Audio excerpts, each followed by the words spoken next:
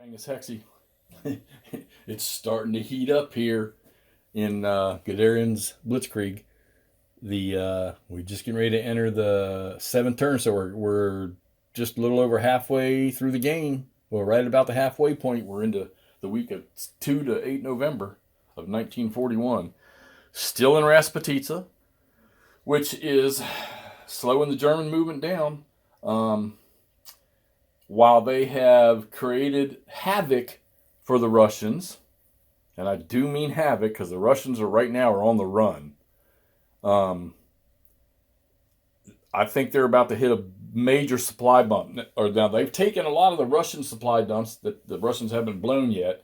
And I got this one armor unit, which it's funny because it's an armor unit, but he had some infantry with him, sitting in Orel. And he just will not get out of there. And we've hit him four times already, and he just won't get out of a rail. And it's I don't know how much of a damper it's putting on the Germans, but he's there. They just actually attacked back. They had another unit come down, another armor unit, and they attacked this area. They did some damage to him, but they had an optional that they had to. So it was either retreat, which he wasn't going to be able to. So we ended up taking the step loss from the other unit, which was a brigade, so that eliminated that, and he stayed in a rail. So keeping the Germans tied up. I really thought in these things, with all the packs and EQs, replacement stuff that the Russians, they don't really get like a ton that I thought, but I'm having a hard time, I think, doing replacements. So now I'm going to fall back on that suggested note of letting Stalin put those things up for Stalin, let him rebuild them. So that's what I'm going to start doing, start getting some units up. So we got about 10 or 12 reinforcements for the Soviets on this last turn. And we've got them. We're moving in, trying to move into the trenches here, into the forts. They drove back this armored division, this Panzer division.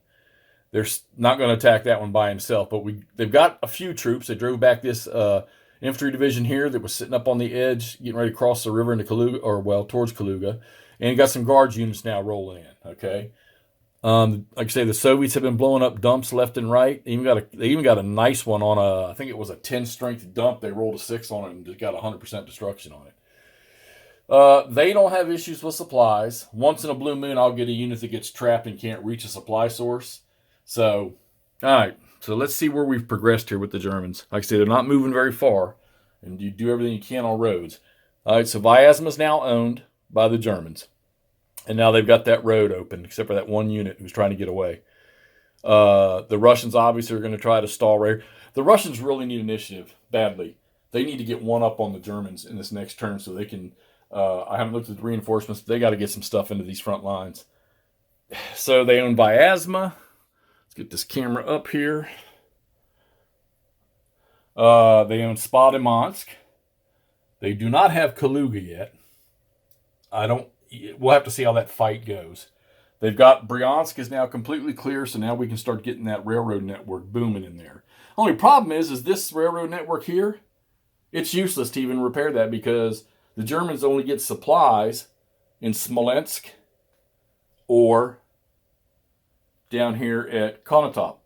Now, granted, they get reinforcements that can come in on the edge of the map, and that might be useful, but they don't, unless they get like a supply truck that's loaded or something, it's pretty much useless, unless I'm missing something. Let's see. They still own Kursk. They will own Orel here before long, so you're already looking at, 20? You're already looking at 30 victory points with just the stuff they got. No, there's 30.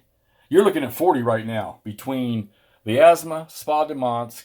If they take Orel, Bryansk is 10, and then Kursk is 5. Yeah, there's 40 right there. And there's no way, unless the Russians get just a heap of stuff, that they're not gonna hold on to Voronezh. They probably won't hold on to Yelets. I don't know. We'll have to see. Because the minute I get them, I'm already starting to do attacks with the Russians. It's not doing very good. It's kind of 50-50. But I can't seem to bring enough force to bear on these German units. Now, I will say this. A lot of these German infantry divisions have been reduced 2 steps. Even a couple have been reduced 3 steps. So they're already at half, and you get them out of supply or you get them DG'd, and then you're having them again, and you're knocking that AR rating down. And some of these Russian army units have 4s. I don't think I've seen a 5 yet for AR, but some of them, the guard units have 4 ARs, so they can be pretty potent. Reinforcements left to come on. That's pretty much it for the Germans. They really only have one or two combat infantry divisions. Those are the battalions of tanks that were eliminated before the game even starts. I guess you can rebuild them. But the Russians still have quite a bit of stuff to come on. I'm wondering when I'm going to see it. So pretty much what you see, unless the Germans do replacements, that's it. All right, so just to top it off one more time, the Northern Highway, they're going straight to Moscow. The Germans have taken Vyazma. That's theirs. This other northern major road, the Germans have, they're still sitting down there on the fortifications, on the defense works, out just above Kaluga and west of Moscow. Bryansk is now completely cleared except for that one unsupplied, or that one penal unit or railroad unit, penal unit right there, which he'll probably disappear. Arel is almost surrounded. It will be taken over. I was informed that I was late on getting to Arel. I should have been there sooner. So we're going to try to correct that scenario. We own Kursk, and there's really no Russian defense over here in the entire southern region that can slow the Germans up over here. The only thing that's going to slow the Germans up is down here is going to be weather and supply, because there's no doubt in my mind, as the turns go forward, the supply gets less and less about every 3 or 4 turns, or every 2 or 3 turns now, I think. So I'm going to have to focus hard the supply. All right, so this is, I want to take a look at the casualties. All those Russian casualties, all those Russian planes. Of course, planes are useless right now. And the Germans are starting to take a little bit of a beating here, too. Of course, with the armored divisions, you can pick out one of the recon units if that's the one with the higher AR that you used in the attack, and just remove it. So, all right.